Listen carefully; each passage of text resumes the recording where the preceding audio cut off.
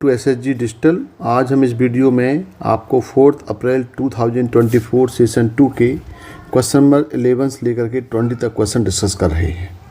देखिए पहला क्वेश्चन क्या है, क्वेश्चन 11 क्या है। If the value of integral -1 to 1 cos alpha x upon 1 + 3x dx is 2/π।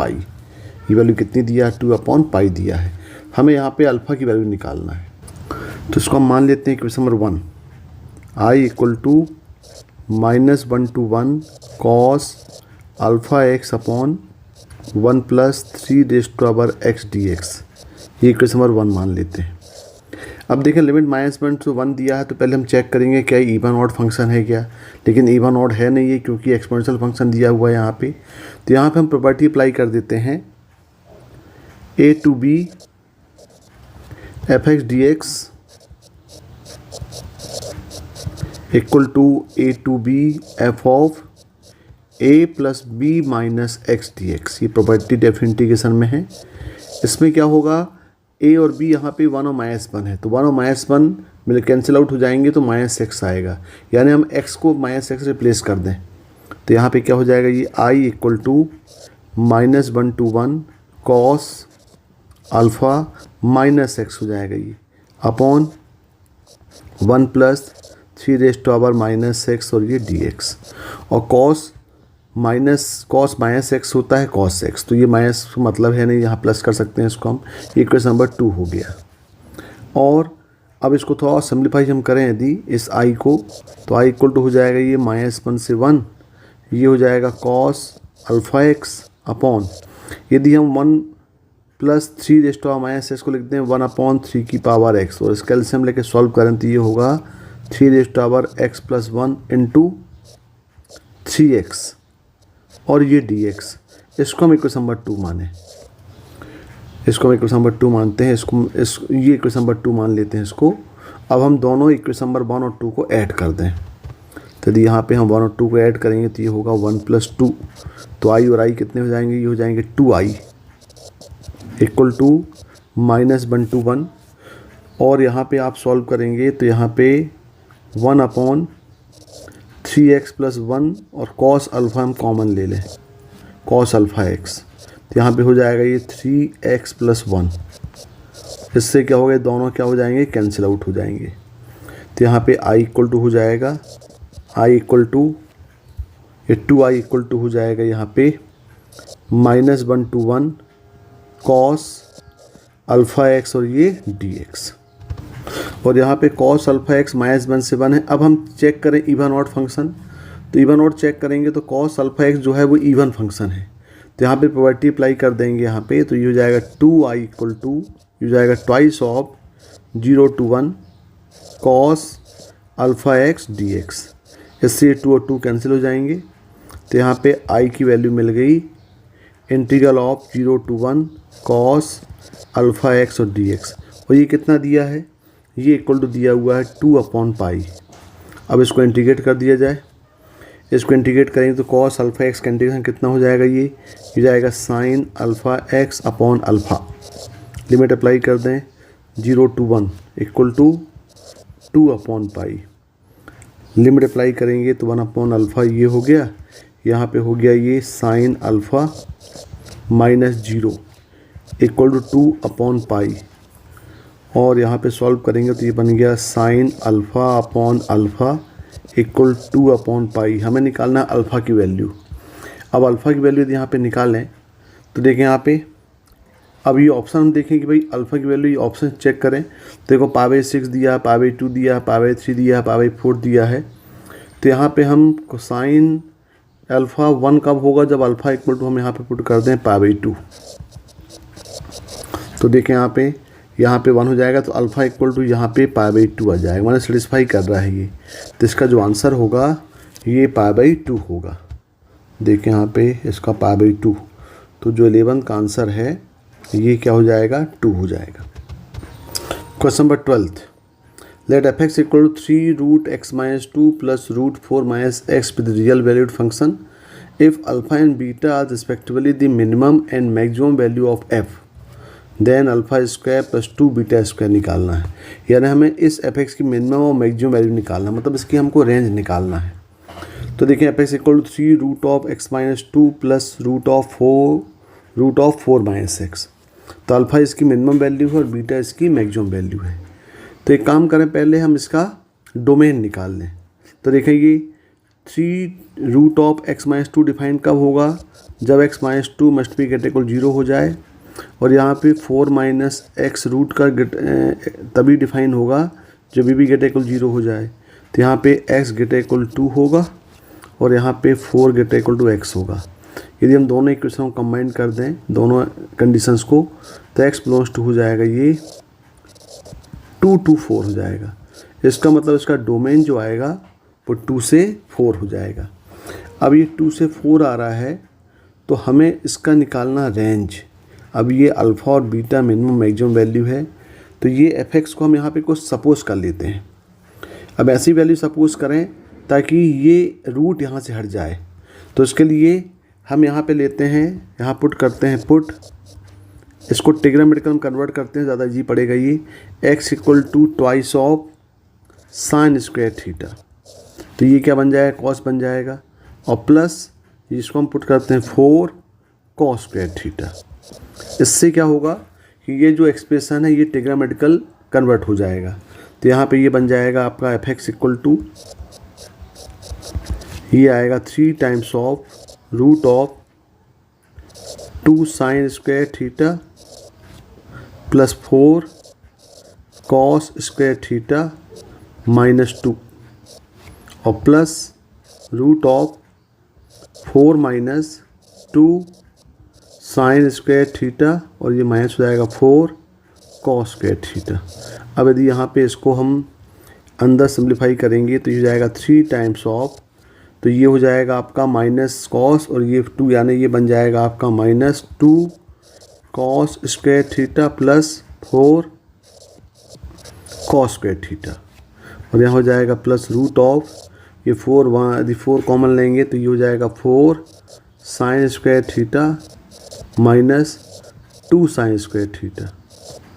और यहाँ पे सॉल्व करेंगे तो ये होगा 3 times of root of 2 cos square theta plus root of 2 sine square theta. और यहाँ पे जब हम रूट से बाहर वैल्यू निकालेंगे तो हमसे मोड में होगा, यानी हो जाएगा 3√2 मॉड ऑफ कॉस थीटा और प्लस ये होगा √2 मॉड ऑफ साइन थीटा। अब हमें मालूम है कि यदि कोई expression the form of a sine x plus b cos x का फॉर्म हो तो इसकी जो मिनिमम वैल्यू होती है वो होती है minus root of a square plus B square और इसकी जो मैक्सिमम वैल्यू होगी वो हो जाएगी a square plus B square. अब देखें ये जो क्वेश्चन है इसी फॉर्म में दिया गया है, लेकिन यहाँ पे ये दिया हुआ मोड, तो ये कभी नेगेटिव तो होगा नहीं, यानी मिनिमम वैल्यू हम डायरेक्ट निकाल सकते हैं, इसकी मैक्सिमम वैल्यू निकाल सकते हैं। इसका मतलब ये हुआ कि ये जो होगा 3√2 mod of cos theta plus √2 mod of sine theta, ये जो होगा लेस देन इक्वल टू हो जाएगा रूट ऑफ 3√2 का स्क्वायर प्लस √2 का स्क्वायर, यानी इसकी जो मैक्सिमम वैल्यू होगी ये तो हो जाएगी √20। ये तो खैर आ गया डायरेक्टली √20। अब मिनिमम वैल्यू हम करेंगे तो मिनिमम वैल्यू यहाँ पे देखें, अब ये यहाँ पे हम तो मिनिमम वैल्यू के लिए यहाँ पे फॉर मिनिमम वैल्यू हम यहाँ पुट कर देंगे थीटा इक्वल टू π/2। इससे क्या हो जाएगा, ये हो जाएगा 3√2 कॉस π/2 प्लस √2 साइन π/2, तो ये जाएगा 0 प्लस √2, यानी इसकी जो मिनिमम वैल्यू होगी वो कितनी हो जाएगी, √2 हो जाएगी। तो इसकी जो मिनिमम वैल्यू होगी, minimum value is alpha, alpha हो जाएगा √2 और इसकी जो मैक्सिमम वैल्यू है, मैक्सिमम वैल्यू इज़ बीटा, और बीटा कितना है, ये आया है √20। यानी ये जो एक्सप्रेशन है अल्फ़ा और बीटा √2 और √20 बीच में लाई करेगा। लेकिन हमें वैल्यू क्या निकालना है, हमें एक्सप्रेशन की वैल्यू निकालना है alpha square plus 2 beta square. तो यहाँ पे alpha square plus 2 beta square, तो ये हो जाएगा अल्फ़ा स्क्वायर हो जाएगा √2 का square plus twice of beta square √20 का स्क्वायर। तो यहाँ पे हो जाएगा 2 प्लस ये हो जाएगा 40, यानी टोटल आंसर कितना आएगा, इसका आंसर होगा एक्सप्रेशन का 42। देखें इसका ऑप्शन क्या दिया है 42। तो क्वेश्चन नंबर 12 का आंसर 2 होगा। Question number 13, the coefficient of x raised to power 4, x raised to power 5 and x to power 6 in the expansion of 1 plus x raised to power n are in AP, then maximum value of n आपको निकालना है। तो देखें 1 plus X raise to power n का expansion, इसमें हम 92 expansion लगाएं तो क्या होगा, ये हो जाएगा आपका NC0 plus NC1 into X plus NC2 into x square NC3 into X cube up to ये हो जाएगा NCn इंटू XN। अब यहाँ देखें जो NC0, NC1, NC2, NC3 ये सभी कहलाते हैं बाइनोमियल कोफिशिएंट। तो यहाँ देखें कांस्टेंट टर्म NC0 मिलता है, कोफिशिएंट ऑफ x मिल गया NC1, coefficient of x square हो गया NC2। तो बिल्कुल सिमिलर आप कोफिशिएंट ऑफ x4, x5 और x6 यहाँ से निकाल सकते हैं। तो यहाँ पे देखें coefficient of x raise to power 4 ये हो जाएगा आपका, यहाँ पे आ जाएगा NC4 x raise to power 4, तो ये होगा NC4। Coefficient of x raise to power 5 ये हो जाएगा NC5। Coefficient of x raise to power 6 in the expansion of 1 plus x raise to power n ये होगा NC6। अब यहाँ पे क्या दिया हुआ है, क्वेश्चन में दिया हुआ है कि NC4, NC5 और NC6 किसमें दिए हैं RN AP। तो आपको मालूम है यदि ABC AP में होंगे तो 2B equal to A plus C होता है, twice of middle term NC5 equal to NC4 plus NC6। अब यहाँ पे हमें n निकालना है। तो देखें यहाँ पे इसको हम ले सकते हैं, क्योंकि देखें NC5, NC4 और NC6 ये सब कंजर्वेटिव कोफिशिएंट्स हैं। तो इसको हम अरेंज करें तो ये आएगा 2 equal to NC4 upon NC5 plus NC6 upon NC5, ये फॉर्म आ जाएगा। अब यहाँ पे यदि हमें अब देखें बाइनोमियल कोफिशिएंट का एक फार्मूला होता है, बहुत ज़्यादा यूज होने वाला फार्मूला है, कंजर्वेटिव कोफिशिएंट का होता है। क्या फार्मूला है वो, कि n combination r upon n combination r minus 1। ये देखो r और r माइनस 1 दोनों कंजर्वेटिव हैं, ये इक्वल टू हो जाएगा n minus r plus 1 upon ये हो जाएगा r। अब देखें ये फार्मूले में यहाँ पे देखें ये 4 और 5 कंजर्वेटिव हैं, 6, 5 कंजर्वेटिव हैं, बिल्कुल सिमिलर यहाँ पे हमने फार्मूला हम दिखा हुआ है NCr अपॉन NCr माइनस 1। अब यदि यहाँ पे हम r इक्वल टू हमें लाना है NC4, तो r इक्वल टू हम 5 पुट कर रहे हैं, r इक्वल टू दी हम यहाँ पे 5 पुट कर दें तो क्या बन जाएगा, ये बन जाएगा आपका NC5 अपॉन NC4, ये इक्वल टू हो जाएगा n माइनस 5 प्लस 1 अपॉन 5, यानी ये हो जाएगा आपका n माइनस 4/5। लेकिन हमारे पास यहाँ पे NC4 है, इसको रिवर्स फॉर्म में लिख दें यदि हम, तो यहाँ पे आपको मिल जाएगा NC4 अपॉन NC5 इक्वल हो जाएगा ये 5 अपॉन n माइनस 4। तो एक पार्ट तो ये मिल गया। बिल्कुल सिमिलर यहाँ पे हम r इक्वल टू पुट कर देते हैं, इसी एक्सप्रेशन में हम यहाँ पे r इक्वल टू पुट कर दें 6, तो क्या बन जाएगा, ये r इक्वल 6 पुट करेंगे तो ये हो जाएगा n combination 6 upon n combination 5, ये इक्वल टू हो जाएगा n माइनस 6 प्लस 1 अपॉन 6, यानी ये हो जाएगा n माइनस 5/6। ये दोनों वैल्यू को अब हम यहाँ पे रिप्लेस कर देते हैं इस एक्सप्रेशन। तो क्या हो, ये 2 इक्वल टू हो जाएगा 2 equal to 5 upon n-4 plus n-5/6। अब इसको सॉल्व कर लें तो इसका पहले एलसीएम ले लिया जाए तो ये होगा 2 इक्वल टू, इसका एलसीएम आएगा 6 इंटू n-4 30 प्लस, इसको ब्रैकेट ओपन करें तो ये होगा n² माइनस 9n प्लस 20। अब इसका क्रॉस मल्टीप्लाई कर दें तो ये हो जाएगा 12n minus 48 equal to 30 plus n² minus 9n plus 20। और पूरा बना के इसको हम सॉल्व करेंगे तो यहाँ पे आपको मिल जाएगा n² माइनस ये हो जाएगा आपका ये 9n है और ये हो गया आपका तो हो जाएगा 21n और माइनस 98 इक्वल टू 0। इसको फैक्टराइज करेंगे तो ये होगा n-14 और n-7 इक्वल टू 0, यानी यहाँ पे n इक्वल कितना मिल गया 14 और 7। अब क्वेश्चन क्या पूछा है, मैक्सिमम वैल्यू ऑफ n बोल रहा है। तो मैक्सिमम वैल्यू ऑफ n का मतलब ये हो गया दोनों मैक्सिमम क्या है, दोनों मैक्सिमम जो है वो 14 है। तो यहाँ पे जो मैक्सिमम वैल्यू है n की, जो मैक्सिमम वैल्यू है वो कितना है, ये 14 है और n की मिनिमम वैल्यू कितनी है, ये 7 है। तो मैक्सिमम वैल्यू कितनी है 14, एक ही आएगी। तो यहाँ पे जो क्वेश्चन पूछ रहा है वो क्या पूछ रहा है, then the maximum value of n is, तो ये n कितना है, ये 14 है। तो आपका आंसर 13 का क्या होगा, 1 होगा। 14, consider a hyperbola h having centre at the origin and foci and the x-axis. Let C1 with the circle touching the hyperbola H and having the center at the origin, and let C2 with the circle touching the hyperbola H at the vertex and having the center at the one of its foci. The area of C1 and C2 is 36 pi and 4 pi respectively. Then the length of the latest rectum of hyperbola पूछा हुआ है।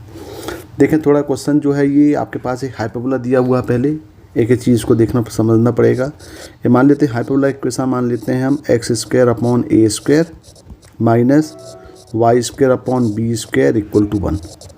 और यहाँ पे मान लेते हैं कि भाई यहाँ पे क्या होगा, ये b² जो हो जाएगा a² e² माइनस 1 हो जाएगा। तो ये एसेंट्रिसिटी निकालने का फार्मूला हो गया। तो एक हाइपरबोला दिया हुआ है। अब हमारे पास दो सर्कल दिए गए हैं, तो एक हाइपरबोला का हम फिगर बनाएं यदि यहाँ पे, तो देखें ज़रा कैसा फिगर बनेगा हाइपरबोला का। ये हाइपरबोला का सेंटर जो है ये हो जाएगा आपका ओरिजिन 0 0 और यहाँ पे इसके दो फोकाई हो जाएंगे, एक पार्ट ये हो गया और एक पार्ट ये हो गया। इसके फोकाई क्या होते हैं, ये इसके वर्टेक्स होते हैं। ये हो जाएगा a0 a और ये हो जाएगा a' minus a0।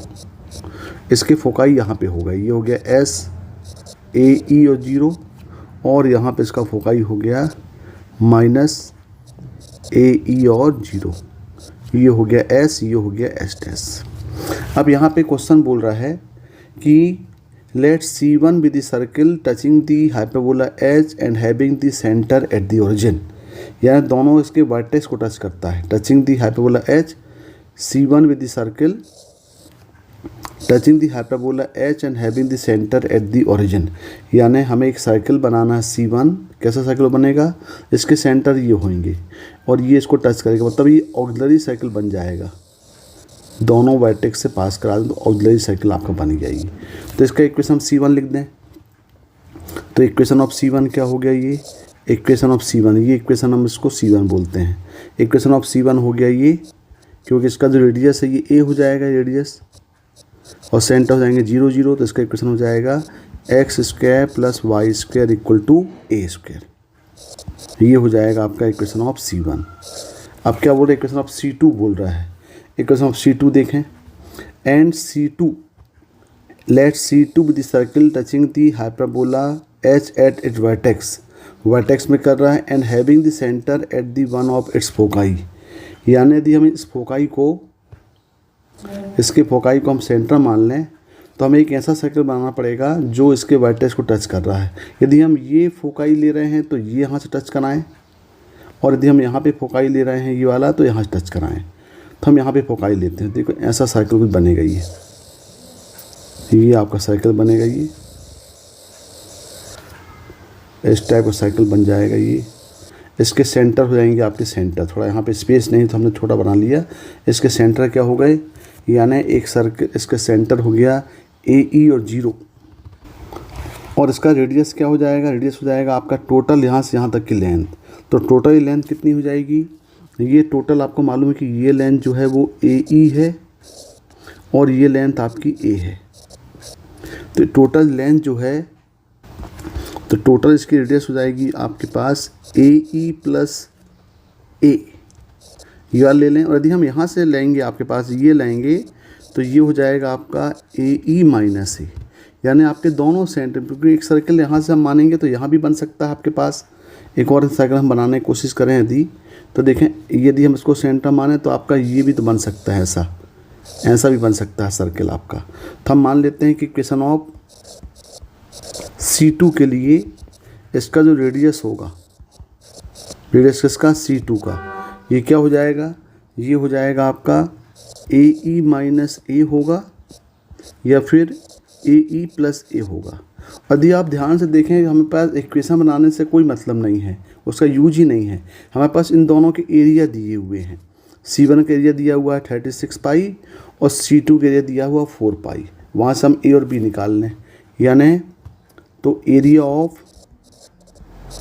Circle C1 ये कितना दिया है, ये दिया हुआ है आपके पास 36 पाई।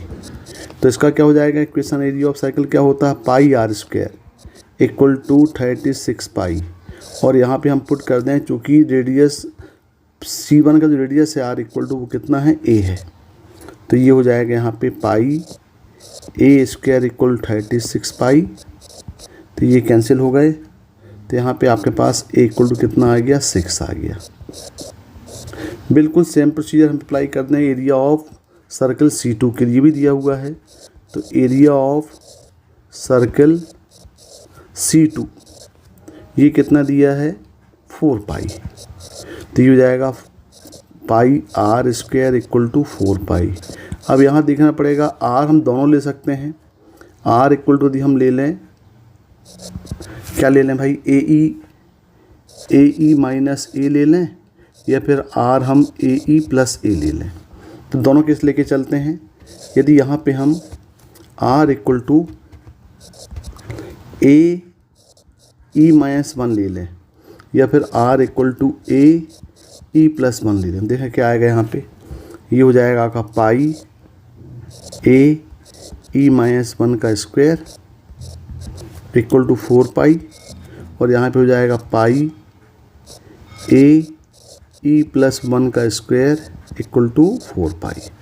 तो देखें यहाँ से ये पाई और पाई दोनों कैंसिल हो गए, यहाँ भी कैंसिल हो गया ये।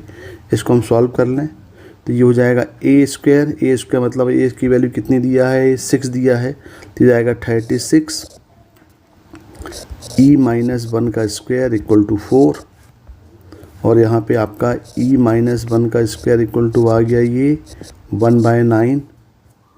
तो E माइनस 1 इक्वल टू हो गया 1/3 और E इक्वल टू हो गया ये 4/3, और 4/3 है तो ये ग्रेटर देन 1 है, मतलब ये पॉसिबल है, क्योंकि आपको मालूम है हाइपरबोला की एसेंट्रिसिटी जो है वो 1 से ग्रेटर होती है। यहाँ लेके चलें तो ये हो जाएगा आपका 36 E प्लस 1 का स्क्वायर इक्वल टू 4, यहाँ पे होगा E प्लस 1 का स्क्वायर इक्वल टू 1/9 और E प्लस 1 इक्वल टू हो गया ये 1/3, और E हो गया 1/3 माइनस 1, यानी ये आ गया -2/3। ये लेस देन 0 है, ये पॉसिबल नहीं है, यानी हम E इक्वल टू कितना लेंगे, 4/3 लेंगे। अब हमें एक्चुअली निकालना है लेटर सेक्टम की लेंथ निकालना है, और आपको मालूम है कि लेंथ ऑफ लेटर सेक्टम कितना होता है, ये होता है ट्वाइस ऑफ B²/A, यानी हमारे पास A तो है, B निकालना पड़ेगा। तो B निकालने के लिए हम यहाँ से आपके पास ये फार्मूला है A और B का रिलेशन E के साथ, और E मिल गया, A मिल गया तो हम B निकाल सकते हैं। तो देखें यहाँ पे A इक्वल टू मिल गया 6, E मिल गया 4/3, तो बी निकाल लें। बी स्क्वायर इक्वल टू क्या होगा, ये ए स्क्वायर ई स्क्वायर माइनस 1। तो यहाँ पे हो जाएगा ये बी स्क्वायर इक्वल टू 36, ये हो जाएगा 16/9 माइनस 1। तो ये हो जाएगा b square equal to 36 into ये हो गया 7/9। तो यहाँ से b equal to b square कितना मिल गया, बी स्क्वायर मिल गया आपको 28 मिल गया। ये बी स्क्वायर मिल गया। ए और ई पहले मिल चुके हैं, बी स्क्वायर मिल गया। अब निकालना है लेंथ ऑफ लेटर सेक्टम। तो लेंथ ऑफ लेटर सेक्टम होता है twice of b square by a. तो जाएगा ट्वाइस ऑफ बी स्क्वायर जाएगा 28 अपॉन ए कितना दिया है 6 दिया है। इसको हम सॉल्व करेंगे तो ये हो जाएगा आपका 28/3, यानी हाइपरबोला की जो लेंथ होगी वो 28/3 होगी। ये 28/3 ये दिया हुआ है ऑप्शन 1 में। 14 का आंसर 1 होगा। Question number 15, if the mean of the following probability distribution of random experiment x. क्या दिया है प्रोबेबिलिटी डिस्ट्रीब्यूशन, यहाँ पे ये दिया है एक्स की वैल्यू एक्स आई गिवन है 0, 2, 4, 6, 8 और करस्पॉन्डिंग प्रोबेबिलिटीज़ हैं a 2a, a + b, 2b and 3b। यहाँ पे दिया इसका जो मीन है रैंडम वेरिएबल्स का, इसका जो मीन है ये मीन दिया हुआ है 46/9 और हमें निकालना वेरिएंस ऑफ डिस्ट्रीब्यूशन। तो पहले तो हम देखें कि यहाँ पे मीन दिया हुआ है 46/9। तब ये मालूम है कि प्रोबेबिलिटी डिस्ट्रीब्यूशन में क्या होता है कि सिग्मा ऑफ जो पी आई होता है सभी प्रोबेबिलिटी का सम जो होता है ये हमेशा 1 होता है। तो इसको अप्लाई करेंगे तो प्रोबेबिलिटी ऑफ पी आई मतलब ये जाएगा आपको a + 2a + a + b + 2b + 3b, ये इक्वल टू 1 होगा। तो यहाँ से क्वेश्चन मिल गया है कि 2a ये हो गया टोटल 4a, ये टोटल हो गया 4a प्लस ये हो गया 6b, ये इक्वल टू 1। ये आपके पास पहला इक्वेशन 1 मिल गया। अब देखें अगला क्या दिया है, मीन दिया है, mean of the probability distribution. तो मीन कितना होता है इसका जो मीन होता है इसको हम EX बोलते हैं, मीन को EX। ये इक्वल टू होता है, फार्मूला इसका होगा sigma of PI into XI। ये करस्पॉन्डिंग मल्टीप्लाई करेंगे और ये दिया हुआ है 46/9। तो इसको भी सॉल्व कर लें तो PI XI करेंगे 0 इंटू ए हो जाएगा, तो ये हो जाएगा 0 प्लस यहाँ पे हो जाएगा 2 इंटू 2a मतलब हो जाएगा 4a plus 4 into a + b plus 6 into 2 हो जाएगा 12b और प्लस ये 24b, ये इक्वल टू आ गया 46/9। अब यदि हम इसको सॉल्व करेंगे तो ये हो जाएगा आपका 4 हो जाएगा 8a प्लस ये हो जाएगा आपका 40b इक्वल टू 46/9। इसको सिंप्लीफाई कर दें तो ये 4a प्लस 10b 2 से कर दिया तो यहाँ पे 20b इक्वल टू हो जाएगा ये 23/9। ये इक्वेशन नंबर 2 हो गया। अब इक्वेशन नंबर 1 और 2 को सॉल्व करें तो हमें a और b की वैल्यू मिल जाएगी यहाँ से। तो फ्रॉम 1 and 2 यहाँ से a की वैल्यू निकालना है तो ये हो जाएगा आपका, यहाँ से निकालेंगे तो 4a कितना हो जाएगा, 4a हो जाएगा 1 - 6b। ये वैल्यू को हम पुट करते हैं 2 में तो 1 - 6b plus 20b equal to हो गया ये 23/9। ये सॉल्व करेंगे तो जाएगा 1 प्लस 14b इक्वल टू 23/9 और 14b कितना होगा, ये 14b हो गया 1 - 23/9। तो 14b इक्वल टू ये बन जाएगा आपका -23, ये माइनस ये होगा ये प्लस हो जाएगा भाई, तो ये बन जाएगा आपका 14/9। यानी b की वैल्यू कितनी हो गई, b इक्वल टू हो गया 1/9।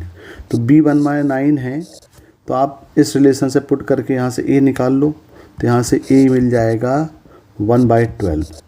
देखें अब यहाँ पे a और b की वैल्यू आपको मिल चुकी है। अब हमें वेरिएंस निकालना है। क्वेश्चन क्या पूछा है, अब आपको निकालना है वेरिएंस ऑफ डिस्ट्रीब्यूशन। तो देखें वेरिएंस क्या होता है, वेरिएंस को हम रिप्रेजेंट करते हैं डेल एक्स का स्क्वायर। ये होता है ई एक्स आई का स्क्वायर माइनस एक्स आई का स्क्वायर। इसका मतलब ये हुआ कि हमें निकालना sigma of p i x i का square minus sigma of p i x i का होल स्क्वायर। तो हमें पहले एक्स आई का स्क्वायर की टेबल बनानी पड़ेगी। देखिए यहाँ पे हमारे पास एक्स आई, यहाँ पे हम पी आई स्क्वायर की टेबल बना लें। पी आई, क्योंकि हमें पी आई एक्स आई का, तो यहाँ पे हम एक्स आई का स्क्वायर बनाएंगे तो क्या हो जाएगा, ये यहाँ पे हो जाएगा 0, ये हो जाएगा 4, ये हो जाएगा 16, ये हो जाएगा 36, ये हो जाएगा 64। अब ये मल्टीप्लाई करना है तो पी आई एक्स आई का स्क्वायर, तो पी आई एक्स आई का स्क्वायर पहले निकाल लेते हैं। वहाँ पे पी आई एक्स आई का स्क्वायर मतलब हो गया, ये तो 0 स्क्वायर हो जाएगा, प्लस ये होगा 2 square into 2a plus 4 square into a plus b plus 6 square into 2b plus 8 square into 3b। तो ये हो जाएगा आपका 0 plus 8a plus 16a plus 16b plus 72b और प्लस हो जाएगा ये 192b। पूरा सॉल्व करेंगे तो ये आ जाएगा आपका 24a प्लस 28b। और a और b हमारे पास वैल्यू निकल चुकी है, तो यहाँ से हम a और b की वैल्यू पुट कर दें। a कितना था, a था 1/12 और b आपके पास था 1/9। तो ये सॉल्व करेंगे तो ये हो जाएगा आपका पी आई एक्स आई का स्क्वायर इक्वल टू, ये हो जाएगा 24/12 प्लस 280/9। तो ये सॉल्व करेंगे तो आएगा 2 प्लस 280/9 यानी ये हो जाएगा 18, तो ये हो जाएगा 298/9। ये हो जाएगा पी आई एक्स आई का स्क्वायर। तो फार्मूला अब लगाते हैं यहाँ पे। तो फार्मूला क्या हो जाएगा, रो एक्स का square equal to sigma p i x i square minus sigma p i x i का होल स्क्वायर। तो ये तो मीन ही दिया था ये, तो ये वैल्यू निकल आई। ये हो गया 298, ये हो गया 298/9 और माइनस ये तो दिया हुआ sigma p i x I already mean दिया हुआ है भाई। ये देखें मीन ऑलरेडी आपके पास है, तो 46/9, तो ये हो जाएगा 46/9 का स्क्वायर, 9 का स्क्वायर। उसको सॉल्व कर लें तो ये हो जाएगा 298/9 माइनस 2116/81। यहाँ पे इसका एलसीएम आएगा 81 और इसको जब हम सॉल्व करेंगे पूरा तो ये मिलेगा 566, ये रो एक्स का स्क्वायर। तो ये आपका आंसर आएगा 566/81। देखें यहाँ पे 566/81, इसका मतलब 15 का आंसर 2 होगा। Let PQ be the chord of the parabola y square equal 12x and the midpoint of PQ be at 4, 1.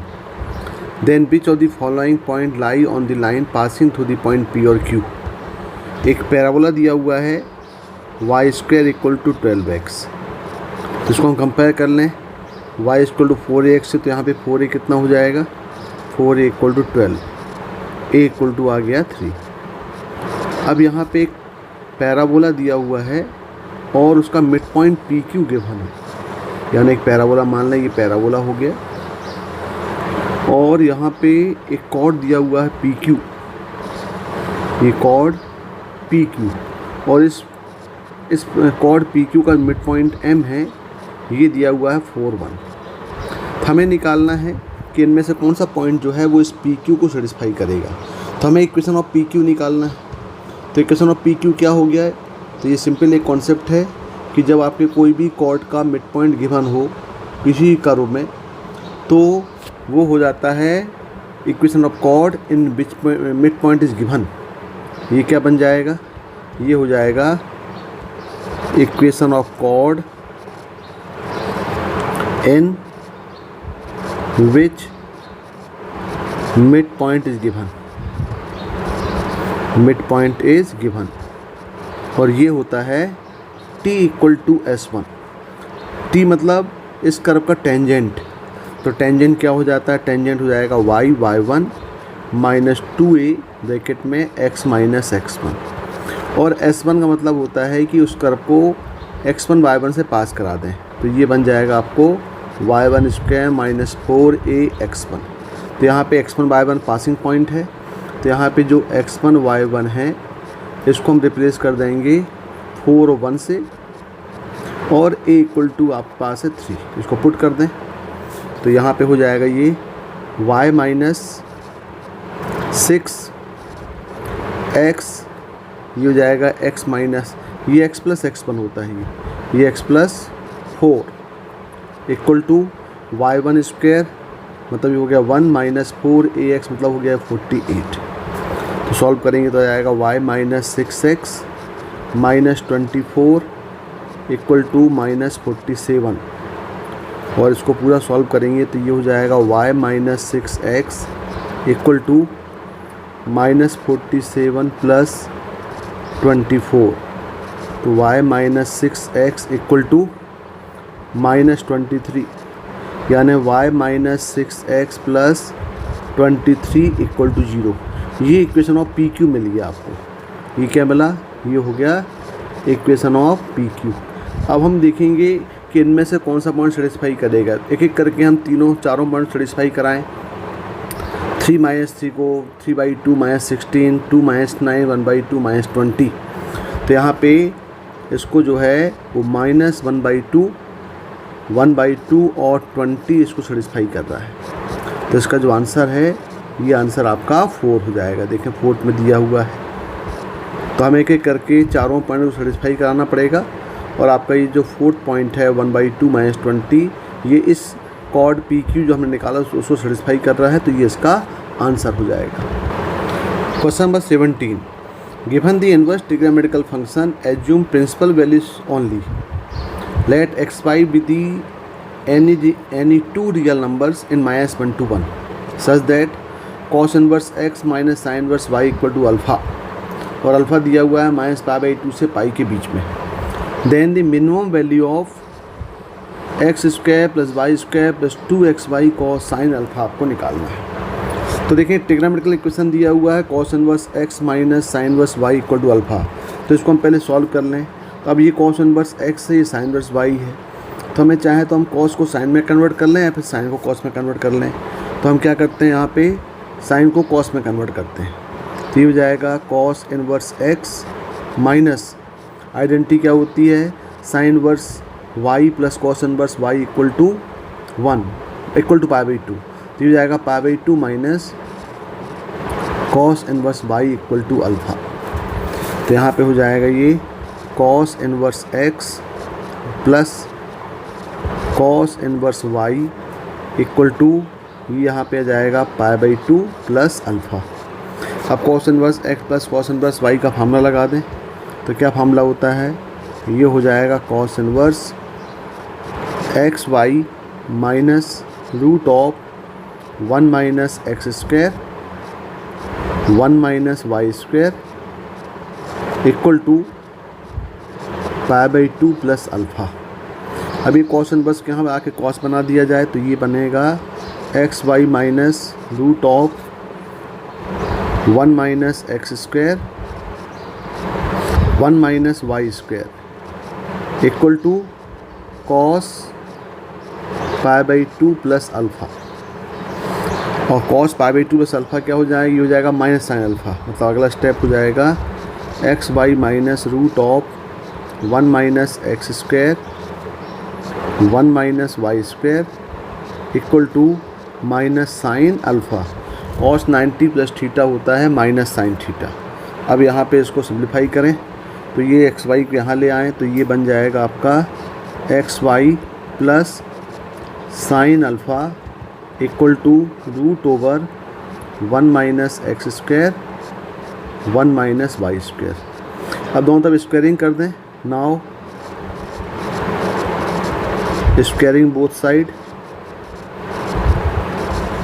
तो ये बन जाएगा, स्क्वायरिंग करेंगे तो यहाँ पे हो जाएगा ये x square y square plus sine square alpha plus 2xy sine alpha equal to, यहाँ से रूट हट जाएगा तो हम ब्रैकेट ओपन कर देते हैं, 1 minus x square minus y square plus x square और वाई स्क्वायर। तो ये x square y square term ये कैंसिल हो गए। इसको भी हम रीअरेंज करेंगे तो ये हो जाएगा आपका x square plus y square plus 2xy sine alpha equal to 1 minus sine square alpha, और ये हो जाएगा x square plus y square plus 2xy sine alpha equal to, ये बन गया कॉस स्क्वायर अल्फ़ा। अब देखें क्वेश्चन क्या बोल रहा है। क्वेश्चन बोल रहा है कि हमें निकालना है minimum value of x square plus y square plus 2xy sine alpha. ये एक्सप्रेशन आ गया, यानी ये इसकी मिनिमम निकालना है तो हमें कॉस स्क्वायर थीटा को मिनिमम करना पड़ेगा। और यहाँ पे ले सकते हैं हम minimum value of x square plus y square plus 2xy sine alpha is only कब होगा ये, जब ये cos square alpha equal to 0 हो जाए, क्योंकि इसकी मिनिमम वैल्यू 0 ही होगी, नेगेटिव तो हो नहीं सकता ये। यानी इसका मतलब यहाँ पे कॉस अल्फ़ा इक्वल टू 0 हो जाएगा, और कॉस अल्फ़ा इक्वल 0 है तो यहाँ पे मिल जाएगा आपको अल्फ़ा इक्वल टू π/2, यानी अल्फ़ा कितना हो जाएगा π/2। तो हम बोल सकते हैं कि at alpha equal to π/2 expression of this one x square plus y square plus 2xy sine alpha equal to 0 at alpha equal to π/2। तो हमें मिनिमम वैल्यू पूछा, तो मिनिमम वैल्यू कितनी हो जाएगी इसकी, मिनिमम वैल्यू हो जाएगी 0। तो देखें ज़रा इसका आंसर क्या होना चाहिए। इसका आंसर होगा, ये बोल रहा है देन मिनिमम वैल्यू 0 होगी, कब होगी, एट अल्फ़ा इक्वल टू π/2 में, और π/2 देखें इसके डोमेन में है यहाँ पे, तो इसका आंसर 17 का 2 होगा। Question number 18, let y equal to y x, यानी ये x का फंक्शन है, with the solution of differential equation x square plus 4 whole square d y plus 2x³ plus 8xy minus 2 dx equal 0। यहाँ पे y0 इक्वल 0 दिया है, हमें y2 की वैल्यू निकालना है। तो पहले हम इस इक्वेशन को सॉल्व करें, देखें कौन सा फॉर्म लग रहा है। ये होमोजीनियस तो है नहीं, वेरिएबल सेपरेशन भी पॉसिबल नहीं है, तो इसको हम पहले रीअरेंज करते हैं। तो इसको हम लिख सकते हैं x square plus 4 whole square d y by d x से डिवाइड कर दें हम पूरे को, तो हो जाएगा plus 2x³ plus 8xy minus 2 equal to 0। अब ये हो जाएगा आपका x square plus 4 whole square d y by d x plus, अब देखें हम इस स्टेप से यहाँ से हम 2x कॉमन ले लें। यदि यहाँ से हम 2x कॉमन लें तो ये बनेगा एक्स स्क्वायर प्लस 4 और यहाँ पे इक्वल टू 2 कर दें। अब देखें बर्नौली फॉर्म आ गया ये, यानी बर्नौली फॉर्म मतलब ये हो गया कि आपके पास जो कोफिशिएंट है डी वाई डी एक्स का, ये एक्स स्क्वायर प्लस 4 का स्क्वायर है। हमें इसको यहाँ से एलिमिनेट करके इस बर्नौली फॉर्म को लीनियर में कन्वर्ट करना पड़ेगा। तो लीनियर में कन्वर्ट करने के लिए जो भी coefficient of d y by d x है उससे हम इसको डिवाइड करें, यानी पूरे स्टेप को हम डिवाइड कर दें एक्स स्क्वायर प्लस 4 का होल स्क्वायर से। तो ये बन जाएगा d y by d x plus 2x x square plus 4 upon x square plus 4 whole square equal to 2 upon x square plus 4 whole square. तो देखें यहाँ पे ये स्क्वायर टर्म हो गए कैंसिल। अब देखें ये प्योरली लीनियर में कन्वर्ट हो जा रहा है, d y by d x plus ये हो जा रहा है, यहाँ पे आप लगता है वाई मिस कर गए, यहाँ से हम वाई भी कॉमन ले सकते हैं, तो वाई भी आएगा यहाँ पर, ये वाई आ गया। तो ये हो गया 2x upon x square plus 4 into y equal to 2 upon x square plus 4 whole square. ये आपके पास एक परफेक्ट फॉर्म बन गया which is linear form. Linear form का फॉर्म क्या होता है, लीनियर फॉर्म का इक्वेशन आपको मालूम है, ये होता है d y by d x plus p y equal to q. यहाँ पे पी और क्यू दोनों फंक्शन ऑफ एक्स है, यहाँ पे, तो इसका हमें निकालना पड़ता है इंटीग्रेटिंग फैक्टर। इसका इंटीग्रेटिंग फैक्टर क्या होता है, e integration of p into d x, और फिर उसका सोल्यूशन निकाल लेते हैं। तो यहाँ भी हम इंटीग्रेटिंग फैक्टर निकाल लें, तो इसका इंटीग्रेटिंग फैक्टर हो जाएगा integrating factor equal to e integration of p, p हो जाएगा यहाँ पे 2x upon x square plus 4 और ये डी एक्स। इसको इंटीग्रेट करेंगे तो यहाँ पे आ जाएगा ई, ये यहाँ पे एक्स स्क्वायर प्लस 4 को हम टी मानेंगे तो इसका डेरिवेटिव दिख रहा है तो डायरेक्ट लॉग में आएगा, ये लॉग एक्स स्क्वायर प्लस 4 और ई और लॉग का बेस ई है तो इसको हम डायरेक्ट ले सकते हैं यहाँ पे एक्स स्क्वायर प्लस 4। ये इसका इंटीग्रेटिंग फैक्टर हो गया। अब इसका सॉल्यूशन क्या होता है, इसका जो लीनियर इक्वेशन सॉल्यूशन होता है वो होता है आपका y into integrating factor equal to integration of q into integrating factor dx और प्लस c। तो यहाँ पे हो जाएगा ये y इंटू इंटीग्रेटिंग फैक्टर आ गया ये x square plus 4 equal to q दिया हुआ है 2 अपॉन एक्स स्क्वायर प्लस 4 का whole square into integrating factor x square plus 4 dx और ये प्लस c, ये आपके कैंसिल आउट हो गए। अब यदि हम इसको इंटीग्रेट करें यहाँ पे तो ये होगा y x square plus 4 equal to twice of, ये हो जाएगा dx upon x square plus 4 और यहाँ पे हो जाएगा प्लस c। तो ये डायरेक्ट फॉर्म मिल गया इंटीग्रेशन का, x square plus a square का फॉर्म। इसका इंटीग्रेशन क्या होता है, तो ये जाएगा y x square plus 4 equal to twice of, ये होगा आपका 1/a tan inverse x by a, यानी 1/2 tan वर्स x बाय 2 और प्लस हो जाएगा c। अब ये पूरा सॉल्यूशन आ गया। अब हमारे पास दिया हुआ है y0 इक्वल टू 0, उसका यूज़ करें हम, ये कांस्टेंट c निकालना पड़ेगा। तो यहाँ पे हम x इक्वल 0 पुट करके y भी 0 पुट कर दें, क्योंकि y0 इक्वल 0 दिया है। तो यहाँ पे कितना हो जाएगा, ये तो पूरा 0 हो गया, 0 इक्वल टू ये भी 0 हो गया और यहाँ पे आएगा c, 0 प्लस c, यानी c कितना आ गया, ये 0 आ गया। तो c 0 होगा तो इक्वेशन क्या बन जाएगा, ये y into x square plus 4 equal to, ये 2 कैंसिल हो गए, यानी ये हो गया tan इनवर्स x बाई 2। ये आपके पास सॉल्यूशन मिल गया। अब हमें निकालना है y2 मतलब यहाँ पे हम x इक्वल 2 पुट कर दें तो ये एक्चुअली y जो है y का फंक्शन है, तो ये yx हो जाएगा, ये यानी ये हो जाएगा y2 और यहाँ पे हो जाएगा 2 square plus 4 equal to tan inverse 2/2। तो ये हो गया y2 इंटू, ये हो गया यहाँ पे 8 इक्वल tan वर्स 1 हो गया, मतलब हो गया π/4। तो यहाँ पे y2 इक्वल टू आ जाएगा ये π/32। तो इसका आंसर कितना आएगा, π/32 आंसर आना चाहिए इसका। देखें π/32, 18 का आंसर π/32, मतलब आंसर क्या आएगा इसका, डी आएगा।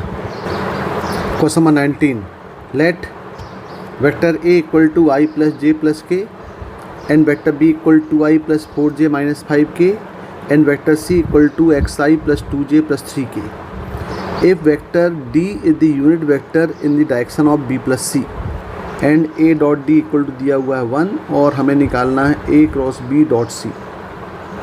तो यहाँ पे 3 वेक्टर्स a b c दिए हुए हैं और एक चौथा वेक्टर जो d है that is vector perpendicular unit vector है इस direction of b plus c। तो यहाँ पे d is the vector unit vector in the direction of b plus c का मतलब ये हो गया कि d जो है वो पैरेलल चला जाएगा, यानी वेक्टर d जो है that is parallel to direction of vector b plus c। तो इसका मतलब ये हो गया कि वेक्टर d इक्वल टू हम एक कांस्टेंट लें lambda vector b plus vector c। इसको सॉल्व कर लें यहाँ पे। तो यहाँ पे आपके पास, अब यहाँ देखें यहाँ दिया है a डॉट d, तो इसका यूज़ करने के लिए हम बोथ साइड क्या ले लें, taking dot product with a, taking dot product with a। तो ये हो जाएगा a dot d equal to lambda a dot vector b plus vector c. तो यहाँ पे सॉल्व करेंगे तो ये जाएगा a dot d equal to lambda, ये हो जाएगा a dot b plus a dot c. अब यहाँ पे हम ए डॉट बी और ए डॉट सी निकाल लें तो ए डॉट बी कितना हो जाएगा, यहाँ पे देखें हम ए और बी का डॉट प्रोडक्ट निकालेंगे तो a dot b equal to ये हो जाएगा 2 प्लस 4 माइनस 5, यानी यहाँ पे a dot b equal to आ जाएगा ये 1। और बिल्कुल सिमिलर यदि यहाँ से हम क्या बोलें, अब ए डॉट सी बोल रहे हैं तो ए और सी का डॉट प्रोडक्ट निकालें, वेक्टर ए वेक्टर सी का, इन दोनों का डॉट प्रोडक्ट निकालें तो ये हो जाएगा आपका x प्लस 2 और प्लस 3, यानी यहाँ पे vector A dot C equal to आ गया x प्लस 5 आ गया। इस वैल्यू के यहाँ रिप्लेस कर दें तो ये क्या बन जाएगा, ये हो जाएगा a dot d equal to lambda, a dot b की वैल्यू है 1 और ये x प्लस 5, और a dot d equal to यहाँ भी दिया हुआ है 1 दिया है, ये देखें a dot d equal to 1 दिया हुआ है तो इसका यूज भी करें यहाँ पे तो ये हो जाएगा 1 इक्वल टू लेमडा, ये हो गया x प्लस 6, यानी यहाँ से लेमडा की वैल्यू आपको मिल गई, ये मिल गई 1 अपॉन x प्लस 6, ये वैल्यू ऑफ लेमडा यहाँ पे मिल गई। इसको इक्वेशन नंबर 1 ले लें। फिर देखें हमारे पास अब ये जो वेक्टर डी दिया है ये एक यूनिट वेक्टर दिया है तो इसका ही हम यूज़ करें, यानी डी का जो मोड होगा वो इक्वल टू 1 होगा क्योंकि दिया हुआ है D is a unit vector. तो डी की वैल्यू कितनी यहाँ पे है, डी इक्वल टू हमारे पास आई है लेमडा बी प्लस सी, इसका determinant equal to mod equal to क्या है 1 है। अब बी प्लस सी की वैल्यू पुट कर दें यहाँ पे तो लेमडा वेक्टर बी हो जाएगा, दिया हुआ है 2i plus 4j minus 5k, और सी दिया हुआ है plus xi plus 2j plus 3k, इसका मोड इक्वल टू ये 1 हो गया। अब इसको जरा सिंप्लीफाई करें तो ये जाएगा मोड ऑफ लेमडा, तो ये जाएगा 2 प्लस xi प्लस 6j, ये आपके पास कितना हो गया 2 इससे हो गया 6j और माइनस हो गया ये 2k। अब इसकी एब्सोल्यूट वैल्यू मोड निकाल लें तो ये जाएगा lambda equal to lambda into root of 2 plus x square plus 6 square 36 plus 2 square 4, ये इक्वल टू आ गया 1। यहाँ से लेमडा की वैल्यू पुट कर दें, लेमडा कितना दिया है, ये लेमडा दिया हुआ है, लेमडा यहाँ पे दिया हुआ है ये स्क्वायरिंग करते हैं पहले तो ये हो जाएगा लेमडा स्क्वायर, और यहाँ पे ब्रैकेट ओपन करेंगे तो जाएगा 4 plus 4x plus x square plus ये हो गया 40 इक्वल टू 1। अब यहाँ लेमडा की वैल्यू पुट कर दें, लेमडा कितना आ गया है, ये आया 1 अपॉन x प्लस 6 का स्क्वायर, और यहाँ पे हो जाएगा x square plus 4x plus 44 equal to 1। यहाँ पे क्रॉस मल्टीप्लाई कर दें तो ये बन जाएगा x square plus 4x plus 44 equal to x square plus 12x plus 36। तो यहाँ पे एक्स स्क्वायर हो गया कैंसिल, ये कितना आ गया, ये हो गया minus 8x equal to minus 8। तो यहाँ पे x इक्वल टू आ गया 1। जब x इक्वल टू 1 आ गया तो हम c की वैल्यू निकाल सकते हैं। तो वेक्टर c कितना बन गया, ये वेक्टर c हो गया xi प्लस 2j दिया है तो x की प्लेस 1 पुट करेंगे तो हो जाएगा i plus 2j plus 3k, ये हो गया वेक्टर c। ये अननोन पैरामीटर x था वो निकल आया। अब क्वेश्चन क्या पूछा है, क्वेश्चन पूछा हुआ है कि हमको निकालना है a cross b dot c. तो a cross b dot c कहलाएगा, ये कहलाता है आपका a cross b dot c को हम बोलते हैं स्केलर डिवाइड प्रोडक्ट, और ये होता है ABC, यानी ये वॉल्यूम शो करेगा। तो इसका डिटरमिनेंट में हम कैसे ले सकते हैं, इसको हम ये ले सकते हैं एक्स ए बी और सी की वैल्यू कोफिशिएंट्स। तो ये कितना दिया है, ये दिया है a equal to i plus j plus k, तो ये 1 1 1 हो गया।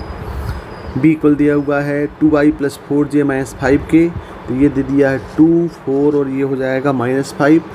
और सी आ गया i 2j 3 के, तो 1 2 3 1 2 और 3, ये डिटरमिनेंट की वैल्यू हम निकाल लें। तो ये इक्वल टू हो जाएगा यहाँ पे 1, ये 1 आ गया। ये हो गया 12 प्लस 10, फिर -1, ये हो गया 6 प्लस 5 और फिर हो गया 1, तो ये हो गया 4 - 4, तो यहाँ पे हो गया ये 22 और ये हो गया -11 प्लस 0, यानी कितना आ गया इक्वल टू ये आ गया 11, यानी इसकी वैल्यू कितनी आएगी, ये 11 आएगी। देखें यहाँ पे 19 का ये 4 में दिया हुआ 11, तो क्वेश्चन नंबर 19 का आंसर 4 होगा। Question number 20, let P is the point of intersection of the line x minus 2 by 1 equal to y minus 4 by 5 equal to z minus 2 by 1 and x minus 3 by 2 equal to y minus 2 by 3 equal to z minus 3 by 2. Then the shortest distance of P from the line 4x equal to 2y equal to z, यानी हमें दोनों line का पहले point of intersection निकालना पड़ेगा और फिर जो पॉइंट आएगा उस पॉइंट से गिवन लाइन जो 4x equal 2y equal z, उसका शॉर्टेज डिस्टेंस हमें निकालना है।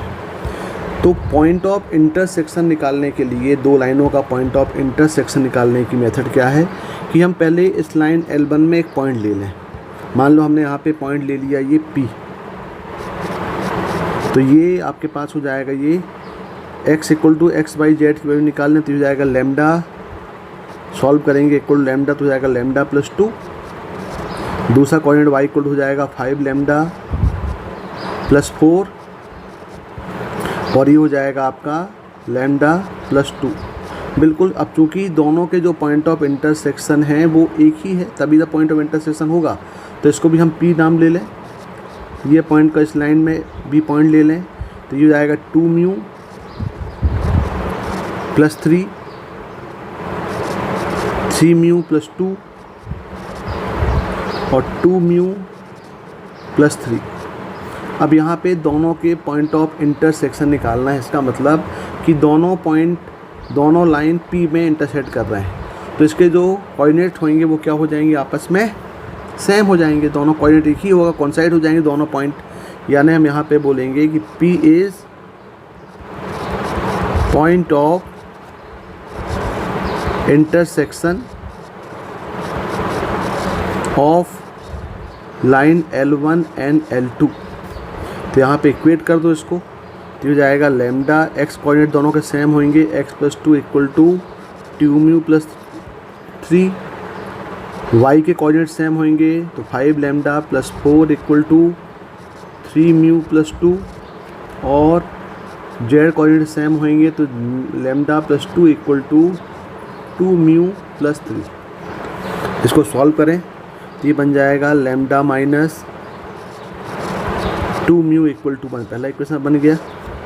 यहाँ हो जाएगा 5 lambda minus 3 mu equal to -2 और तीसरा इक्वेशन बन जाएगा ये lambda minus 2 mu equal to 1।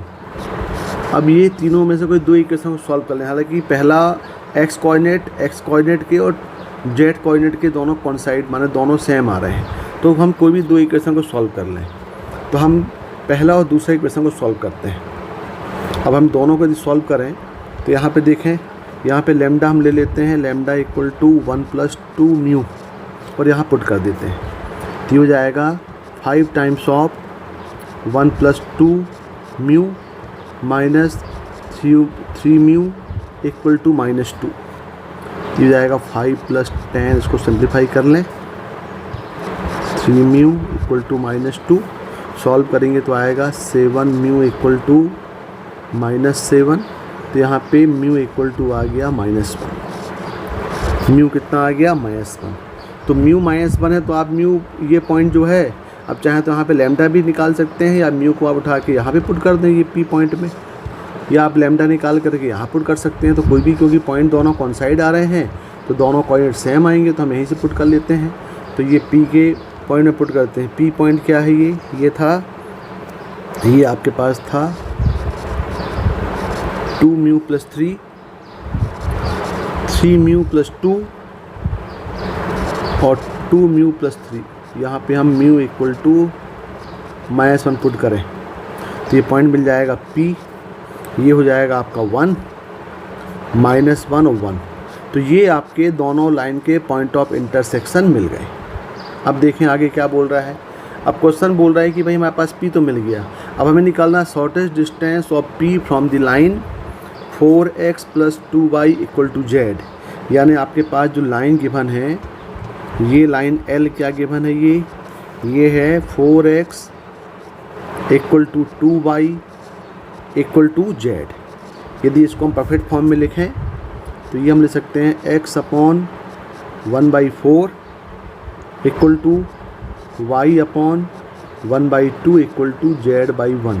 और परफेक्ट फॉर्म में लिखें इसको तो ये हो जाएगा x/1 = y/2 = z/4। तो ये लाइन आ गया। और हम इसको मान लेते हैं, यहाँ पे हम एक पॉइंट ले लेते हैं। तो मान लेते हैं यहाँ पे इस लाइन में एक पॉइंट निकालने के लिए हम K मान लेते हैं इसको। तो उस पॉइंट को हम Q मान लें। Point Q on the line L, इस लाइन L में हम एक पॉइंट Q लेते हैं तो Q हो जाएगा यहाँ पे K, 2K और ये हो जाएगा 4K। ये आपके पास K पॉइंट हो गया और P पॉइंट निकल चुका है। तो अब क्या होगा, अब हम डायरेक्शन, क्योंकि हमको PQ का लेंथ, क्वेश्चन क्या बोल रहा है कि अब हमने 4x = 2y = z में एक पॉइंट Q निकाल लिया, अब हमें इसका डिस्टेंस निकालना, शॉर्टेस्ट डिस्टेंस P के साथ। तो PQ का हमको लेना पड़ेगा डायरेक्शन रेशियो। तो देखें डायरेक्शन रेशियो ऑफ PQ, ये कितना हो जाएगा, ये हो जाएगा आपका K - 1, 2K + 1, 4K - 1।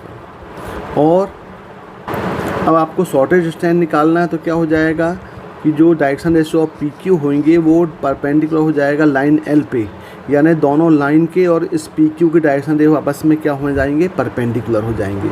यानी दोनों के डायरेक्शन रेशियो डॉट प्रोडक्ट हो जाएगा 0।